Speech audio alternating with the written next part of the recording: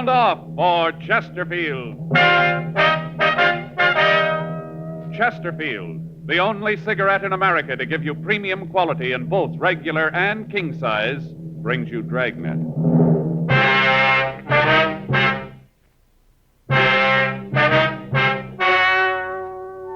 Ladies and gentlemen, the story you are about to hear is true. The names have been changed to protect the innocent.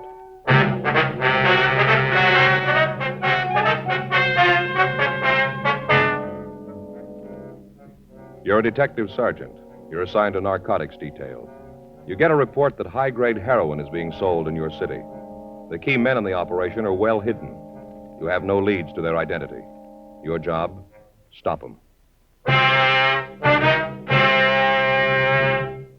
These are the reasons thousands are changing to Chesterfield, and why you should change to Chesterfield today. Only Chesterfield gives you scientific facts in support of smoking. Only Chesterfield names its ingredients.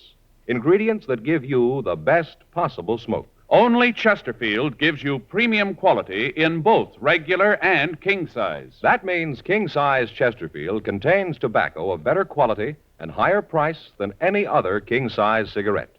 It's the same fine tobacco as in regular Chesterfield, and there's enough to give you more than a 1/5 longer smoke. Yes, more than a 1/5 longer smoke from king-size Chesterfield. So remember, Chesterfield is the only cigarette to give you premium quality in both regular and king size. Buy 'em either way you like 'em. Premium quality Chesterfield, and much milder.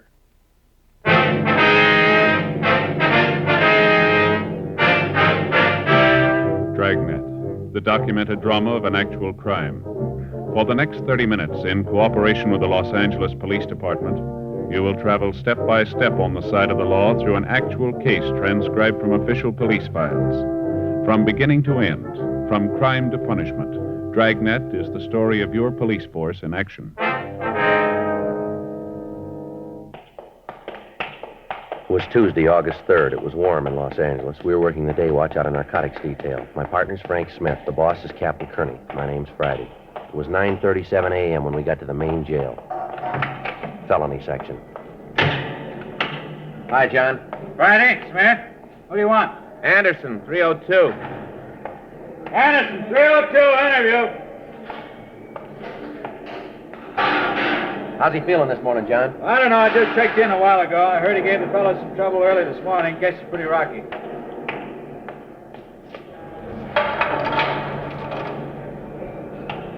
Hi, Anderson. What do you guys want? Want to talk to you. Down this way, Anderson.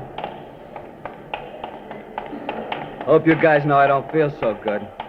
Terrible night. I hope I never have to go through any more of them. Yeah.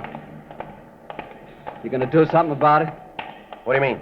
You're gonna get me out of here. Let me shove off. You know better than that, Anderson. Yeah. Should have known. You guys don't care. You just don't know. Right in here. Sit down. You guys got to do something for me, though. I can't take much more of it. Can't you talk to the doctor, have him give me something? He's got it. Just a little bit. I tell you, I'm sick. We'll have the doctor give you some medicine, Anderson. A couple things we want to check with you. You know what I need. It ain't medicine. Can't we do this later? I tell you, I don't feel good. Can't you talk to the doctor? You're booked as Fred J. Anderson. That's your true name? Yeah. Fred J. Anderson. What's the J stand for? You have to know? We do. Jeremiah, my father's name. You have any other names? What do you mean? You use any aliases? No, none. Any nicknames? No. You drive a car? Yeah. 49 Ford convertible. Who holds the pink slip on it?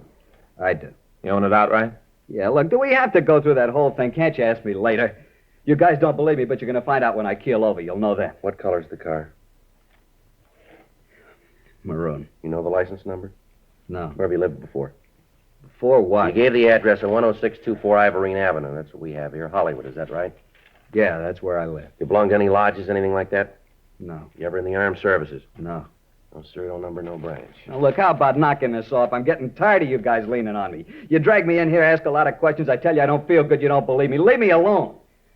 Let me go back to my cell, huh? As soon as I feel better, I'll answer all your questions. We got a job to do, Anderson. We didn't build this thing. You knew what had happened when you started. Now, what's your draft number? I don't know. Did you register? Sure. Draft card in your wallet? Yeah. And we can get it. You married? No, not now. You were, though, huh? Yeah, a couple of years ago. It didn't work. Bud was too nosy. Always wanted to know what I was doing. Always asking questions. Have any kids? No. What's your wife's name? Adelaide. How do you spell that? Adelade. Adelaide Morton. Lousiest 2 years I ever spent. Where's she live? I don't know. Lost track. Where did she live? Same place up on Ivorine. I moved out when we got the divorce. I haven't seen her since. May still be there for all I know. How about your nearest living relative? Yeah, how about him? Maybe you got things wrong, Anderson. You're booked in here on a narcotics charge. That's pretty serious. This isn't a game. The sooner you realize it, the better off you're going to be. All right. Nearest relative. My brother lives in St. Paul. I don't know the address. I got it at home. We don't agree on a lot of things. I haven't seen him for a year or so. What's his name? Henry Alton Anderson. That's your nearest relative? That's what I said. Anybody else? No. How about your friends? Who are they? That's the line. What? That's where I stop answering these questions. You can maybe tie a bum rap on me, but you ain't going to get my friends mixed up in it. No, sir. That's where I draw the line. All right, suit yourself, Anderson. We got a lot of time. Got a cigarette, Joe? Here you are. Thanks. Anderson? No.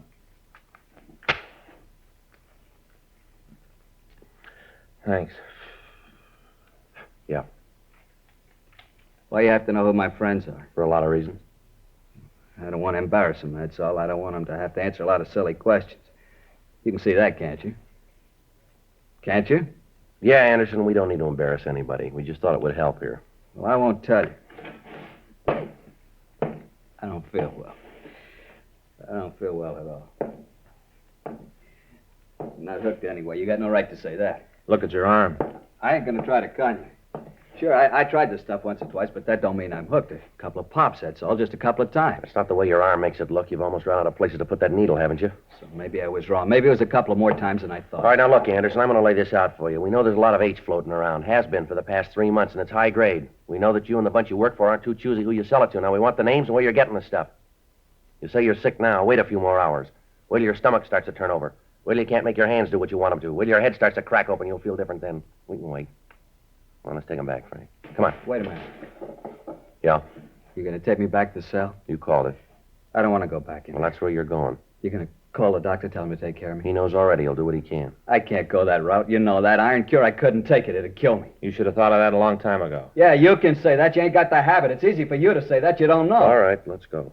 No, I want you gotta do something. I told you we'd do what we could. That ain't enough. It'll have to do. I told you, help me out. Give me a hand, then I'll get over on your side. You know, you scratch my back, I'll scratch yours. All right, tell us where you're getting the stuff. Can't you help me out first? The doctor will see you. Okay. Where do you want me to start? Where do you get the stuff? From a guy. What's his name? Paul. Paul, what? I don't know what his last name is, just Paul. Where do you meet him? Hollywood. That's a big place. Where in Hollywood? Different places. Sometime the corner of Hollywood and Vine, sometimes at Highland, once at Cherokee and Sunset, different places. How do you know where? He gets word to me. How? Guy tells me Paul wants to see me, that's all. What does Paul look like? Big guy, real big. What's he look like? How tall is he? 6'2", maybe 250. What's his coloring? Dark. Looks like he's just come back from the beach. Looks real tan. You guys are going to help me out, aren't you, after all I done? What color's his hair? Black, curly black hair. How about it? You going to do me some good? Any marks or scars on him? Huh? This Paul? Any marks or scars on him that'll make him easier to spot? Yeah, he's got a scar across the bridge of his nose right here. How old is he? Oh, I guess about 38, maybe 40. Drive a car, do you know? Never saw one. He always walked up on me. Is he a user? I don't think so. Maybe joy pops once in a while. I don't think he's on a steady, though. Is he the boss? Huh? He the head man in the operation? I don't know. I don't think so. I think he's just one of the guys. Where'd you meet him? Bar downtown. Were you introduced? No, he just came up, started to talk to me. We got along, made a deal. I was around trying to make a buy, get a connection. All right. I want you to look at some pictures. See if you can point this fellow Paul out for us. Look, I done my part. I told you. Now you guys got a chit to pick up. When do I get to see the doctor? When are you going to fix me? We'll talk to him. That wasn't a deal. We made no deals. You said you'd give me a hand. We will. The doctor will do everything he can for you. We can't promise you any more than that. Not much. That's the way it is. Lousy deal. Everything's on your side. You know it and you sure ride it. Someday I'll learn it. Just don't pay. Yeah, what's that? Never scratch a cop's back. 10:46 a.m. We returned Fred Anderson to his cell and called a doctor for him. For For the past 4.5 months, an organized gang had been selling high-grade heroin. From our informants, we learned that the drug was being made available to anyone who could pay the price. When we tried to stop the activities of the gang, we found ourselves up one blind alley after another. None of the buys we arranged took place. Meets with the higher-ups failed to materialize. When Fred Anderson was picked up, the narcotics found on his person was of the same quality and type that was being pushed around town. 2:34 p.m. We picked up Anderson and took him to the city hall to look at the mug books. He failed to identify any of the pictures. We checked the description of Paul against the people known to have dealt in narcotics, but failed to come up with an identification. Anderson was returned to his cell and held pending trial for violation of the State Narcotics Act, a felony. 4:17 p.m. We checked back into Captain Kearney's office. That's it, Skipper. We're right back where we were 4 months ago. Nothing at all on this Paul, huh? Well, if there is, we haven't been able to find it. You think Anderson's telling everything he knows about it? No, I doubt it. No, that description would fit 100 guys. You got any ideas of where we go from here? Well, yeah, maybe. It might not work, but it's someplace to start. Well, let's hear it. All right, can we take a look at the map over here? From the information we got, the main operation must be taking place someplace down around here, around the harbor area. Yeah? From what we hear, the stuff's there, all right. Problem is how to find a connection. Well, maybe if we just lose a man down there, we thought. Put a man down there and let him work on his own. He might be able to come up with some answers. Pretty risky, Joe. That's a rough place. I wonder if it'd be worth risking a man down there. I don't think we got much of a choice, Skipper. No. Well, we figured that maybe if I went down there and let it get around that I wanted to make a buy, a big one, maybe they'd come to me. Why you? Why not let me handle it? Well, I thought that's the way we figured it. They know you down there. You used to work that area. You're not in any better position, Joe. Fellas walking the streets down there that you've tangled with, they're not about to form any fan clubs for you. Well, we've tried every other way. Informants, leads, every known pusher's been talked to. Still, the stuff keeps coming in, being sold. Where we sit, this looks like one way to get them. All right, how you going to work it?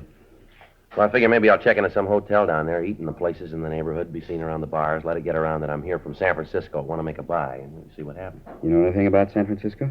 Well, I know the place pretty well. I spent a couple years up there when I was in the Army. I still don't like this idea of not being able to tag you, though. There's no other way. Suppose so. How are we going to know how you're making out? Well, I'll get word whenever I can, let you know before the buy, tell you where and when. All right, Joe, you bought a piece of it. I'm not going to tell you what to do, you know, but take it easy. Don't make a target out of yourself. Remember, keep in touch with us. Right, Skipper. Let us know as much as you can, huh? Yeah. Take it easy, huh, Joe? Don't want anything to happen to you. Yeah, well, I'm on your side there. August 4th, 8:35 a.m. Frank and I had identification made up bearing the name Joe Arnold. After a final talk with Captain Kearney, I went home, got my car, and left for San Pedro. 6:42 p.m. I checked into a hotel on 6th Street. The hotel, according to the information we had obtained, was near the narcotics distribution center. 8:12 p.m. I went next door to the bar. Yeah? Give me a beer, huh? Eastern? I don't care. Okay.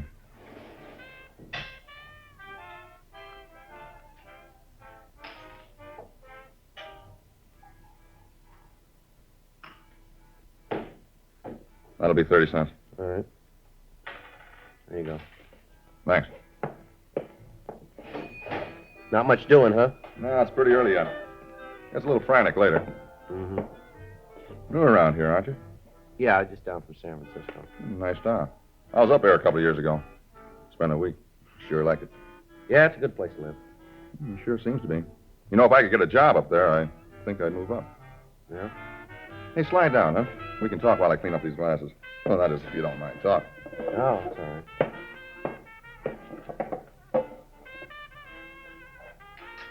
Glasses. Seems like you never get them done. Yeah. You down here on business? Well, I guess you could say that. Uh-huh. Sort of combined, huh? Yeah. And now look at that. What's that? I spent half the day slicing these oranges for old-fashioned, and then people don't eat them. A lot of wasted motion. Yeah, I guess it is. What line of business you in? Nothing special. Just moving around. Wherever I can make a buck, I stop. Guess you'd have to call me a promoter, I guess. Is that what you put down in your income tax returns? What? You know, when you fill out your income tax, it says there how you make your living. Where do you put that? Business management. That's good. Business management. Whose business you manage?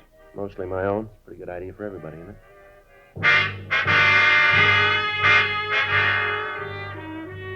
3 weeks passed. I spent some time in most of the local bars and eating places. On occasion, I'd see other officers from the narcotics detail up in L.A. On each of these meetings, I'd have to pass them by and hope that they wouldn't show any evidence that they knew me. During the 3 weeks, I became friendly with the bartender, and in the course of many conversations, I let it be known that I was in town hoping to make a substantial narcotics buy. At first, he appeared only mildly interested, but then he began to ask more and more questions about my background and about the people I knew in San Francisco. Friday, August 27th, 9:31 p.m. All right, Joe. How goes the battle? I'm moving around. That's about all I can say. Hey, you want a beer? Yeah, fine.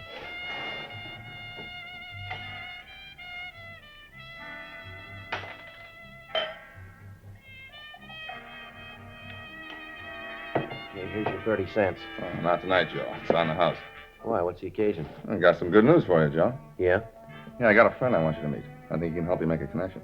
Yeah? Where is he? Now, look, I'm not promising anything, Joe. The guy knows some people and might be able to help you. Why are you so interested? I figure maybe I can make a buck or two. Mm-hmm. All right. Is the guy here now? Yeah, he's back there in the inn booth. See, with the other guy?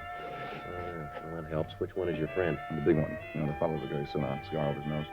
Gray suit, huh? Yeah. Yeah, I see him. Come on, I'll take you back. All right.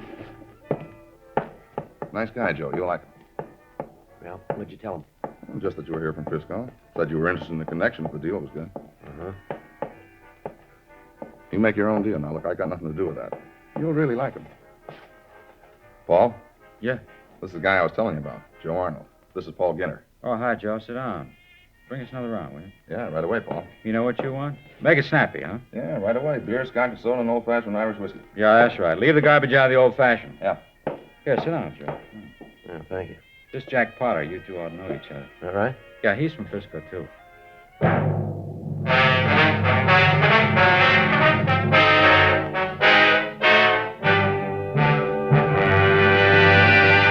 You are listening to Dragnet, the authentic story of your police force in action.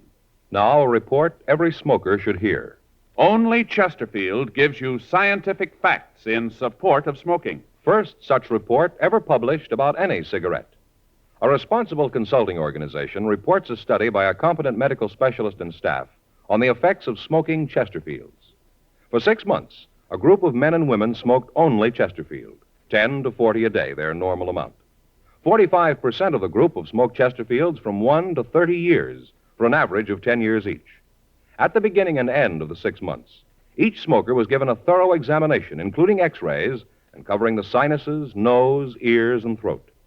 After a thorough examination of every member of this group, the medical specialist stated, It is my opinion that the ears, nose, throat, and accessory organs of all participating subjects examined by me were not adversely affected in the 6 months period by smoking the cigarettes provided.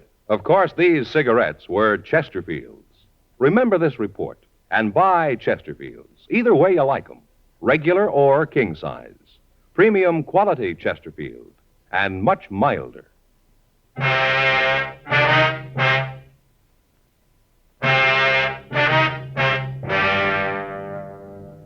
In normal undercover work, the police officer is in constant touch with the men working with him. This is done either by one officer trailing the undercover man or by phone calls to a fellow officer at appointed times. Rarely does the working detective put himself in the position where he doesn't have constant contact with the men he works with. However, in this instance, it appeared to be the only way information and evidence could be obtained. Friday, August 27th, 10:46 p.m. The bartender brought the drinks. Paul Ginter and Jack Potter started asking the questions. From Frisco, huh? Yeah, I'm from San Francisco. Jack and I do some business together, real estate. That's so? Here you're in the management business, huh? Bartender talks a lot, don't he? He knows who to talk to. Tells me you're down here on business. Yeah. Where do you live up north? Hyde near Taylor. I used to live around there. Is that right? Yeah. Hey, they ever finished that work they were doing at the corner of 3rd and Market? What's that? Well, the construction they were doing at 3rd and Market. You know, that new dime store, they get it finished? Yeah, they got it finished. It's not at 3rd and Market. Now, what's this all about, Ginter? What are you trying to prove? What? You got any questions to ask about me? Ask me. Don't ask your boy to do it here. You want to check up on me? Talk to somebody who's in San Francisco now. Have him check around. It's all there. I got no worries. When you two get tired of playing games, let me know. I got no time for them now. I'll see you around. Sit down, Arnold. Yeah? Now, read it any way you want. You say you want to do business, I'm your boy. We gotta be sure. Can't take any chances. Cops are dying to find out. Can't let that happen, you know. Yeah, well, if you're ready to talk a deal, let's get to it, huh? You figure to do this business in Frisco? San Francisco? Yeah, that's where I figure to work. You're out of your mind. That town's tied in a drum. Nobody can get under the lid. Now, you look, I don't ask you where you get your real estate. Don't tell me how to manage my business. I want to make an investment for a client. I got 10 grand. That'll buy a whole tract of your lots. Now, are they for sale or not? It's that simple. Well, now you're in kind of a hurry, ain't you? I've been here for 3 weeks. I don't want to spend any more time than I have to. When can I make the buy? Tell you what, let's take a tour of the town, meet some friends of mine, then we can talk about it. No need to be in a hurry. I got to see it first. I want to make sure it's the same stuff I heard about. Where'd you hear? A few rumbles around. High-grade stuff. That's what I want. Let's go. Can't you call this friend? I don't want to go traipsing all over town. He moves around. Sometimes he's kind of hard to find. Besides, serves two purposes. What's that? Give you a chance to meet some people. Once you get to know the town, you won't be in such a hurry to get away. There's just one thing. Maybe I won't like your friends. More important. Yeah? Maybe they won't like you. For the next 3 hours, Ginter, Potter, and I visited almost every bar, nightclub, and coffee stand in the area. At each of the places, Ginter would ask for a man named Ainley. When he was told that Ainley wasn't in, we'd sit and have a drink. Ginter would call as many people as he knew over to the table, introduce them to me, and then before we left, he'd hold a conference with them at their tables. At several of the places, I saw men who I knew were involved in the narcotics trade, but none of them happened to be close to Ginter. It was obvious what Ginter was trying to do. He was checking me with the people in the business to see if any of them could recognize me or could give them any information about me. Saturday morning, August 28th, 3:14 a.m. We stopped for breakfast. Here, you want some sugar? No, I take it by. Okay, how about you, Jack? Yeah, thanks. Looks like it might have been a wild goose chase, huh? I don't know where Ainley could be. Why don't you come off of this, Ginter? Yeah, what do you mean? I'm not a new boy. You're about as subtle as a bulldozer. What's the scoop here? Your friends tell you anything about me? I don't know what you're talking about. Just looking for Ainley. It's as phony as that look you got on your face now. How about it? Do I make the buy or don't I? All right, you make the buy. When? You got the money? I'll have it when the buy comes off. 10,000. That's right. Okay, you can pick up the stuff tomorrow night.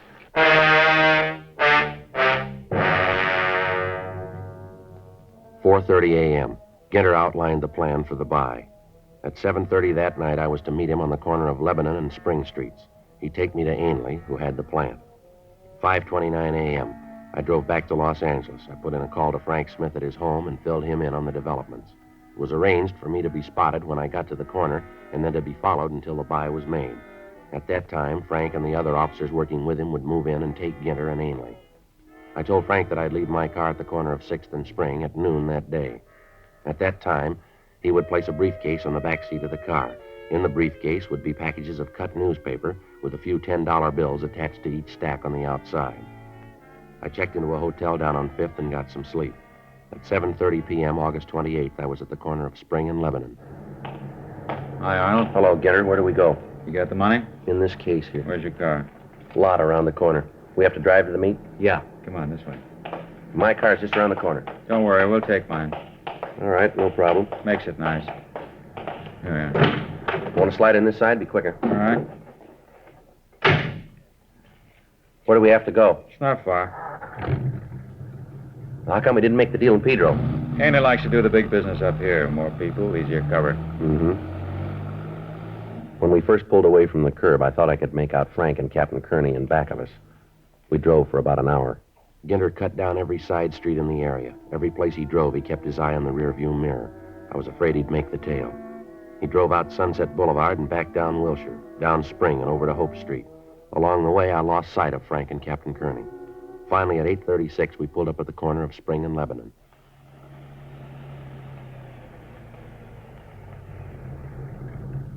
What's the deal, Ginter? This is where we started. Yeah, I just wanted to make sure we didn't have a tail. You satisfied now? Yeah. Come on in here. This hotel here?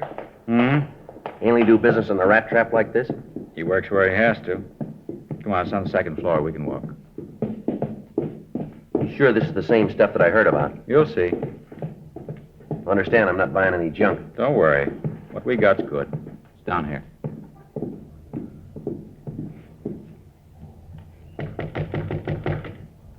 Come in. Hello, Mr. Ainley. Mr. Ginter, this the young man? Yes, sir. This is Mr. Arnold, Mr. Ainley. How are you? You have the money, young man? Yeah, it's in here. You got the stuff? I have, here in this case. Looks like a doctor's bag. It's a good place to carry it. Doctor's bag. Here, open a bundle yourself. High grade, best we can get. Yeah, it looks all right. Fine. Now, if we could have the money, Here you are. Now, if it's all right with you, I'll get out of here now. we'd like you to wait until we count the money. It's all there. I don't doubt it, young man, but just to make sure so there'll be no repercussions later, you understand? Everything looks in order. What are you trying to pull? What do you mean? What is this, Ginter? What's the matter? There's nothing but paper, plain newspaper. All right, Arnold, make a move or kill you. Let me see. What are you trying to pull? All right, you're under arrest, both of you. Cop, lousy cop. That's right. You got the shoe on the wrong foot, cop. I'm telling you what to do. There's men all through this building. You won't make the front door. How about it, Mr. Ainley? Let's take him down to Pedro. We can get rid of him there. It'll be better. How about the rest of them? He's bluffing. You made sure you weren't followed, didn't you? Yeah, I think so. Did you or didn't you? Yeah. Then there's nothing to worry about. Let's go. Well, you heard him, Arnold. Whatever your name is. Yeah.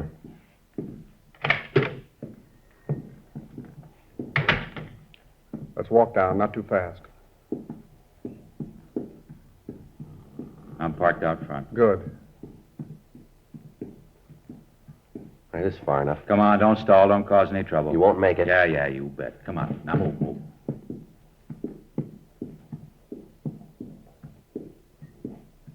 All right, down these stairs.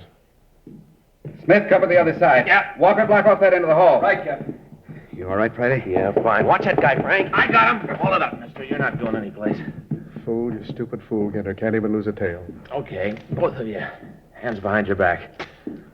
I told you to make sure you weren't followed. I told you. I lost him. I know I did. I tell you, I lost him. All right, let's go. Come on, let's move.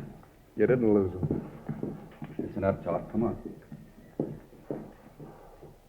Those guys never learn, do they, Frank? What do you mean? Well, they keep lying right up to the finish, don't they? How's that? Well, Ginter and Ainley there. They'll be arguing all the way downtown about them losing you when you were tailing us. Shouldn't be any argument, Joe. We lost you someplace along Wilshire. But you got here all right. I thought this is the way you played it. No, we just took a guess you might come back to your car. Yeah, it was a pretty good guess for me, anyway. Why? We'd have gotten him sooner or later.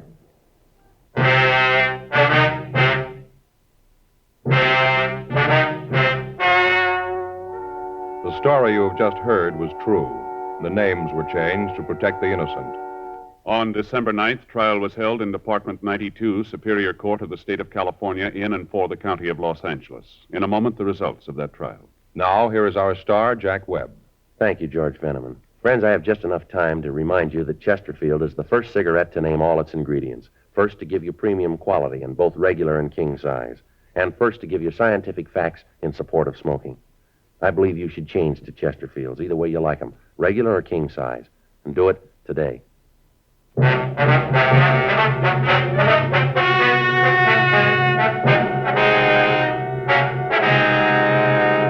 Paul Robert Ginter and James Arthur Ainley were tried and convicted of violation of the State Narcotic Act, a felony. They received sentences as prescribed by law. Violation of the State Narcotic Act, a felony, is punishable by imprisonment in the state penitentiary for a period of not more than 6 years. Ladies and gentlemen, in the next 7 years of bigger and bigger enrollments, America's grade schools will need nearly 250,000 extra teachers, besides those to fill normal vacancies. This great need, plus the growing public interest in education and improvements in schools, make elementary school teaching a more rewarding career than ever, a career that high school and college students should certainly consider. Education holds America's future, perhaps your future.